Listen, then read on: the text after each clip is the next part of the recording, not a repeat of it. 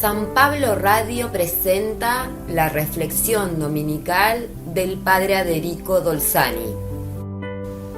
La enseñanza de Jesús de este domingo, para entenderla mejor, debemos colocarla en el contexto en que la sitúa el evangelista Mateo, en la última semana de la vida de Jesús, en nuestro martes o miércoles santo, cuando él se retiraba al anochecer a Betania o al huerto de los olivos con sus discípulos para descansar y regresaba al templo por la mañana.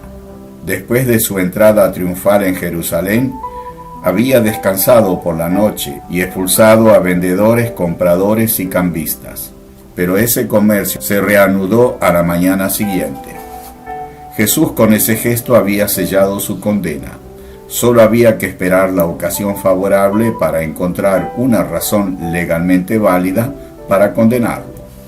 Por eso los escribas, los fariseos y sumos sacerdotes se acercan con preguntas y cuestionamientos.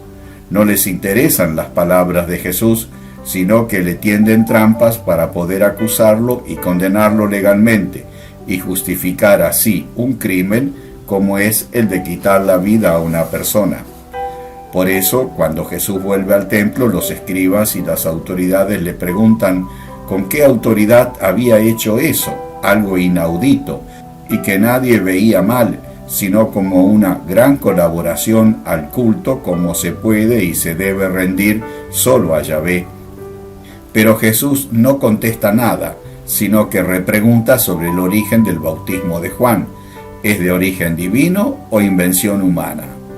Esto los enmudece, porque si contestan que viene de Dios, Jesús les repreguntaría por qué no lo habían aceptado, y si dicen que viene de los hombres, se ponen contra el pueblo que veneraba a Juan como un gran profeta. Eso da pie a la parábola de los dos hijos, y los invita a dar su parecer. Todo israelita, al escuchar que un padre tenía dos hijos, pensaba en Yahvé y su hijo Israel, el predilecto. Este padre no lo manda, sino que le expresa su deseo de que vaya a trabajar a su viña.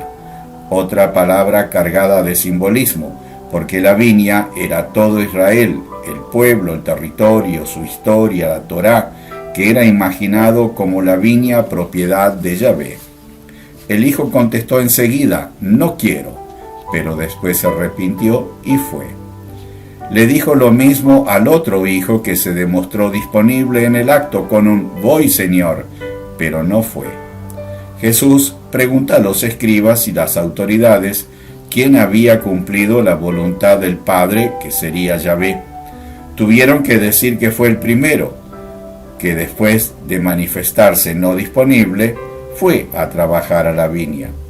Entonces Jesús vuelve sobre la autoridad de Juan y su bautismo, que ellos rechazaban, porque Juan, hijo del sacerdote Zacarías, no se había formado en el templo, sino en el desierto, y no ejercía en Jerusalén, única ciudad sacerdotal, sino a orillas del río Jordán y en la orilla pagana.